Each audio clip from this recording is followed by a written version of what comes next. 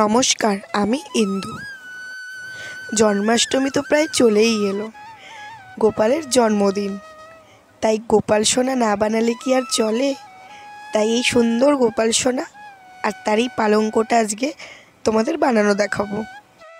আজকে আমি দুই ধরনের ক্লে ইউজ করব। প্রথমে যে ক্লেটি ইউজ করে আমি গোপাল সোনার বডি বানাবো সেটি হলো হোমমেড ক্লে, আর পালঙ্কটা আমি বানাবো মোল্ডেড ক্লে দিয়ে। প্রথমে এই গোপালের বডিটা তৈরি করে নেব। আমি কিভাবে শেপগুলো দিচ্ছি একটু ভালো করে দেখো, তাহলেই বুঝে যাবে। খুবই ইজি তৈরি করা। এবার গোপালের হাত ও পা অ্যাটাচ করার জন্য ছোট ছোট 4টে পিন গুঁজে নিলাম। একটা মেজারমেন্ট স্পুনের সাহায্যে দুটো বল একই সমান করে আলাদা করে নিলাম। মেজারমেন্ট স্পুন না থাকলেও কোনো সমস্যা নেই, একটু আন্দাজ করে নিলেই আর কোনো অসুবিধা হবে না। আমার কাছেও প্রথমে মেজারমেন্ট করার জন্য কোনো স্পুন বা অন্য কিছু ছিল না। আমি আন্দাজ করে করেই এই বডির হাত পাগুলো বানাতাম। দেখো, আমার কিন্তু পা বানানো প্রায় কমপ্লিট। দুটো পাই কমপ্লিট। এবার এগুলোকে অ্যাটাচ করে নেব। পাগুলোকে একটু শেপ দেওয়ার চেষ্টা করছি, যাতে ঘুমিয়ে আছে বা শুয়ে আছে কোনো বাচ্চা এরকম বোঝায়। অবশ্যই আমি একটা ঘুমিয়ে থাকা গোপালই বানাবো। দেখো, আমার বডির অর্ধেক কাজ কিন্তু শেষ হয়ে গেছে। এবার একে একে হাত দুটোকেও একই পদ্ধতিতে বানিয়ে নেব। আমি যখন এই গোপালটা বানাতে বসেছিলাম, আমি ভাবছিলাম যে জানি না কেমন কি হবে, বাট লাস্ট রেজাল্ট কিন্তু ভালোই এসেছে। আমি যখনই কোনো ফিগার বানাই, আমি কিন্তু এই বাড়িতে বানানো ক্লেটাই ব্যবহার করি। তোমরা যদি জানতে চাও আমি ক্লেটা বাড়িতে কি করে বানাই, অবশ্যই কমেন্ট করো। আমি নিশ্চয়ই এই ক্লে বানানোর রেসিপিটা তোমাদের সামনে নিয়ে আসব। দেখতেই পাচ্ছ, আমার কিন্তু হাত বানানো একেবারে কমপ্লিট। হাত দুটোকে এমনভাবে অ্যাটাচ করে দিলাম যেন মনে হয় কোনো বাচ্চা ঘুমাচ্ছে। ফেসটা কিন্তু আমি আগে থেকেই বানিয়ে রেখেছিলাম, কারণ অন ক্যামেরায় কিন্তু আমি ফেস বানাতে অতটা কমফোর্টেবল না। কিন্তু আমি চেষ্টা করছি যাতে অন ক্যামেরাতেও তোমাদের সামনে আমি ফেস বানানোটা দেখাতে পারি। এরপর আস্তে আস্তে আমি গোপালের ধুতি, গোপালের জুয়েলারি সব আস্তে আস্তে বানিয়ে নেব। দেখতেই পাচ্ছ আমার গোপাল সোনাকে কতটা সুন্দর লাগছে। এবার যে জুয়েলারিগুলো বানিয়েছি ওটা একটু ফ্যাকাশে লাগছিলো, এই জন্য আমি গোল্ডেন কালার করে নিয়েছি। আপনারা চাইলে এরকমও রাখতে পারেন বা গোল্ডেন কালারে করতে পারেন। আমার গোল্ডেন কালারটা করতে ভালো লাগছিলো, ওই জন্য আমি গোল্ডেন কালার করে নিয়েছি। আর ধুতিতে করে নিলাম আমার মন মতো কিছু রং, যেরকম লাল, সবুজ। তোমাদের যেটা ভালো লাগে তোমরা সেটাই করে নেবে, কারণ গোপাল সোনাকে তো সব রঙেই মানায়, কি তাই না? দেখো তো কত সুন্দর লাগছে আমার গোপাল সোনাকে। আমি হাত ও পায়ে একটু আলতাও পরিয়ে নিয়েছি। একটা টুথপিককে এভাবে কেটে একটা বাঁশির মতো বানিয়ে নিয়ে গোপালের হাতে দিয়ে দিলাম। দেখো তো আমার গোপাল সোনাকে কেমন লাগছে। মনে হচ্ছে যেন সত্যি গোপাল সোনা ঘুমিয়ে রয়েছে। সত্যি কথা কি জানো তো, আমি একবারও ভাবিনি যে আমার গোপাল এত সুন্দর হয়ে যাবে। হয়তো সে নিজেই সুন্দর হতে চেয়েছিল আমার হাতে। এবার বানাই চলো গোপালের শোয়ার জায়গা। প্রথমেই মোল্ডেড ক্লে দুটোকে রেজিন আর হার্ডনারটা নিয়ে ভালো করে মিক্স করে একটা বলের মতো বানিয়ে নিলাম। তারপর রুটির মতো করে বেলে নিলাম। আমি পাউডার ব্যবহার করেছি, আপনারাও পাউডার ব্যবহার করবেন, নাহলে হাতে লেগে যাওয়ার চান্স থাকে।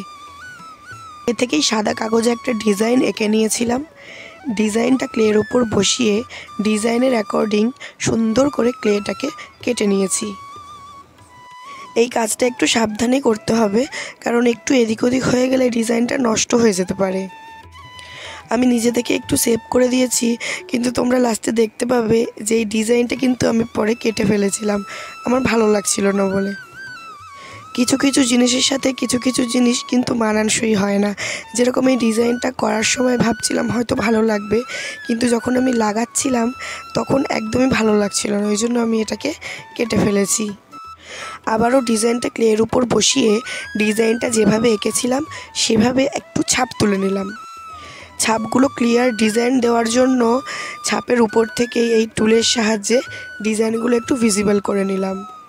এর মতো একটু ময়ূরের পেখম পেখম দেখতে লাগবে সেই রকমের ডিজাইনও করে নিয়েছি।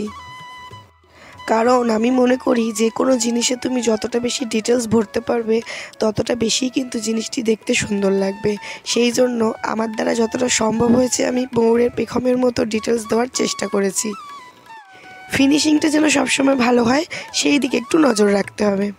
এই যে গল্প করতে করতে কিন্তু ডিজাইনটা আমার কমপ্লিট। পাশটায় একটা ছোট্ট পাইপের সাহায্যে এইরকম একটু বুটি বুটি ডিজাইন দিয়ে নিয়েছি। এইবার বানাবো ময়ূরের বডিটা। খুবই সহজ বডি বানানো, জাস্ট আমি যেভাবে করছি ওভাবেই একটা গোল বল মতো করে নিয়ে একদিকটা একটুখানি বেলে নিয়ে একটু সরু গলা মতো বানিয়ে নিতে হবে। কিছুর একটা সাহায্য নিয়ে গলাটাকে সেটার উপরে দাঁড় করেই দিতে হবে, নাহলে ক্লেটা তো নরম, পড়ে গিয়ে নষ্ট হয়ে যাবে। আর একটা ছোট্ট ঠোঁটও বানিয়ে নিয়েছি। আর পাখনাটা লাগানোর জন্য দুদিকে দুটো পিক গুঁজে নিলাম। আগের মতো পাখনাটাও একটা সাদা কাগজে এঁকে নিয়ে এইভাবেই কেটে নিচ্ছি।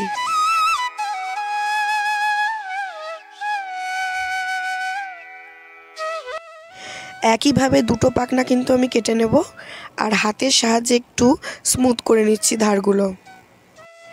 সেম টুলের সাহায্যে একটু ডিজাইন করে নিলাম পাখনাগুলোর উপরে, যাতে দেখতে একটু রিয়েলিস্টিক মনে হয়। একটু রিয়েলিস্টিক ভাব না আনলে কিন্তু দেখতেও এতটা ভালো লাগে না। ওটা সম্ভব আমি ময়ূরটাকে একটু রিয়েল দেখাবার চেষ্টা করেছি। আমার ময়ূরের ডানা কিন্তু একদম তৈরি। এবার ডানাগুলোকে শুকোতে দিয়ে আমি আরও দুটো ডানা এভাবেই কেটে নেব, নিয়ে ময়ূরের পাশে এভাবে অ্যাটাচ করে দেবো, যাতে ময়ূরটাকে দেখতে আরেকটু সুন্দর লাগে। এভাবে কিন্তু দুটি পাখনা আমি লাগিয়ে নিলাম। এবার সেম পাইপের সাহায্যে পাখনাটার ওপরে ওরকম বুটি বুটি একটু ডিজাইন করে নেব। আবারও কিছুটা ক্লে বেলে নিয়ে গোপালের সাইজ অনুযায়ী একটা ডিম্বাকার শেপ কেটে নিলাম। এটার উপরেই কিন্তু আমাদের গোপাল শোবে, মানে এটাই হলো গোপালের বিছানা। জানো তো, আমি কিন্তু নিজে হাতে অনেক গোপালই তৈরি করেছি, কিন্তু আমাদের ঘরে কিন্তু কোনো গোপাল নেই। আমার মা বলে আমরা নাকি গোপালের যত্ন নিতে পারবো না, ওই জন্য আমরা গোপাল আনি না। যাই হোক, এবার কিছুটা ক্লে নিয়ে একটা লেচি বানিয়ে ওই গোপালের বিছানার চারিদিকে এভাবে লাগিয়ে দিলাম, যাতে ধারগুলো একটু উঁচু হয়ে একটা সুন্দর বিছানার শেপ নিতে পারে। এবার ময়ূরটা শুকনো হয়ে গেলে বেডের সামনের দিকে এভাবে লাগিয়ে দিলাম একটু ক্লের সাহায্যে ময়ূরের পাখনা দুটো ভালো করে লাগিয়ে নেব। পাখনা দুটো কিন্তু একটু শুকনো হলে তবেই লাগাবো, নাহলে কিন্তু পাখনাটা ভেঙে যাবে। আমি কাঁচা অবস্থায় লাগাতে গেছিলাম, পাখনাটা কিন্তু একেবারে নষ্ট হয়ে গেছিলো। আমি আবার একটা পাখনা নতুন করে তৈরি করেছি। এবারে ছোট ছোট দুটো বলের মতো বানিয়ে নেব, একটা বড় এবং একটা ছোট। এগুলোই হবে কিন্তু আমাদের বিছানার ছোট ছোট পায়া। এগুলোর ওপরেই কিন্তু আমি বিছানাটা এবং এই ময়ূরটা পুরোটাই দাঁড় করিয়েছি। একটু লম্বা আকারের পায়াও বানানো যেত, কিন্তু আমি মনে করেছি লম্বা আকারের পায়া বানালে ভেঙে যাওয়ার চান্স থাকে, কিন্তু গোলগুলো ভেঙে যাওয়ার চান্স থাকে না, ওই জন্য গোল গোল বানিয়েছি। এবার দেখতেই পাচ্ছ ময়ূরের লেজটাকে আমি ক্লের সাহায্যে সুন্দর করে লাগিয়ে নিলাম। দেখো তো কেমন লাগছে, অবশ্যই জানাবে কিন্তু যে বিছানাটা কেমন হয়েছে। আবারও ক্লেটাকে বেলে নিয়ে চৌকো শেপে কেটে নেব। এটা কি বানাচ্ছি বলো তো? হ্যাঁ, এটা কিন্তু বানাচ্ছি গোপালের গায়ে দেওয়ার চাদর। হাড়গুলো একটু স্মুথ করে নেব। এই ধরনের ক্লে দিয়ে কাজ করা কিন্তু একটু কঠিন কাজ। যাই হোক, গোপালটাকে ভালো করে প্লাস্টিকে মুড়িয়ে চাদরটাকে গোপালের উপর রাখবো, যাতে শেপটা ঠিকঠাক আসে। কারণ একবার শুকিয়ে গেলে এটা পাথরের মতো শক্ত হয়ে যায়। এই ক্লেগুলো দিয়ে একটু তাড়াতাড়ি করে কাজ করতে হয়, নাহলে এই ক্লে যদি একবার শুকনো হয়ে যায় আর কিন্তু এই ক্লে দিয়ে কিছু করা যায় না। ছোট্ট করে গোপালের একটা বালিশ এবং দুটো পাশ বালিশও বানিয়ে নিয়েছি। যেটা বলছিলাম, এই ক্লেগুলো আসলে কি হয়, খুব তাড়াতাড়ি শুকনো হয়ে যাওয়ায় এই জন্য ক্লেগুলোকে একদম অল্প অল্প করে বানিয়ে কাজ করতে হয়।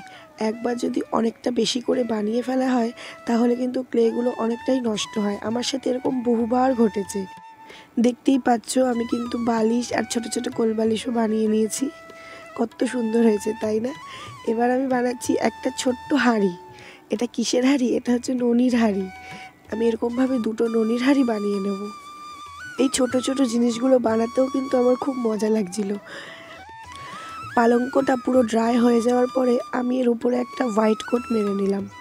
এরপর আমি আস্তে আস্তে ময়ূরের যেরকম কালার সেরকম কালার করে আমি কিন্তু অফ ক্যামেরাতেই ময়ূরের পুরো ডিটেলস কালারটা করেছি। আমি কালার ভিডিওটা দেখাতে পারিনি, আমি পরে কোনো এক ভিডিওতে কালার করার ভিডিওটা অবশ্যই দেখিয়ে দেবো।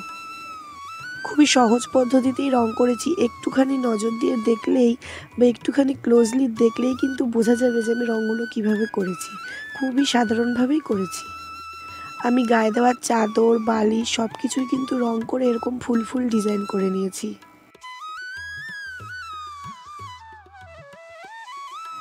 গোপালের বিছানাটাকে একটু সোনার মতো দেখাতে একটু সোনালি রং করে নিলাম, যাতে গোপালের বিছানাটা সোনা সোনা মনে হয়।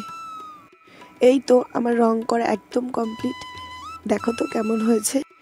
এবার গোপালের জন্য তৈরি করা জিনিসগুলোকে দিয়ে আর আমার ছোট্ট গোপাল সোনাকে এই পালঙ্কর মধ্যে ঘুম পাড়িয়ে দেবো। একটা কথা না বললেই নয়, আমি রংটা পুরোটা করেছি ঠিকই, কিন্তু রঙের যে শেডিংগুলো ওগুলো কিন্তু আমার বাবাই করে দিয়েছে।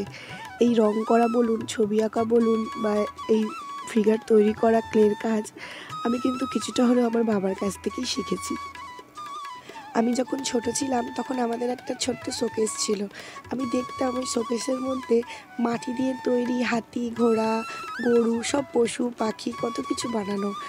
আমি তো তখন বুঝতাম না যে এগুলো হাতে বানানো, বাবা কত কষ্ট করে বানায়। আমি কিছু কিছু জিনিস খেলার ছলে কিন্তু ভেঙেও ফেলেছি। এখন আর ওই জিনিসগুলো হয়তো আমার কাছে নেই, কিন্তু আমার দ্বারা যতটা পসিবল আমি আবার ওই ছোট্ট শোকেসটাকে ভরিয়ে দিতে চাই এই জিনিসগুলো বানিয়ে। যাই হোক, আমার এই কাজটা কেমন লাগলো আজকে অবশ্যই জানাবে। আর তোমাদের কাছে আমার একটা ছোট্ট রিকোয়েস্ট আছে, আমিও কিন্তু এই কাজগুলো অনেক কষ্ট করে বানাই। সেই আন্দাজে আমি কিন্তু তোমাদের কাছ থেকে পর্যাপ্ত পরিমাণ ভালোবাসাটুকুও পাই না। জানি না কেন, তোমরা মনে হয় পছন্দ করো না। যাই হোক, কেমন লাগলো অবশ্যই জানাবে। ভালো লাগলে একটু লাইক করে দেবে, একটা ছোট্ট কমেন্ট করে দেবে। তোমাদের এই ছোট্ট কমেন্ট কিন্তু আমাকে উৎসাহ দেয় আরও নতুন ভিডিও বানানোর জন্য। আজ তবে আসি, আবার দেখা হবে নতুন কোনো ভিডিওতে। ধন্যবাদ।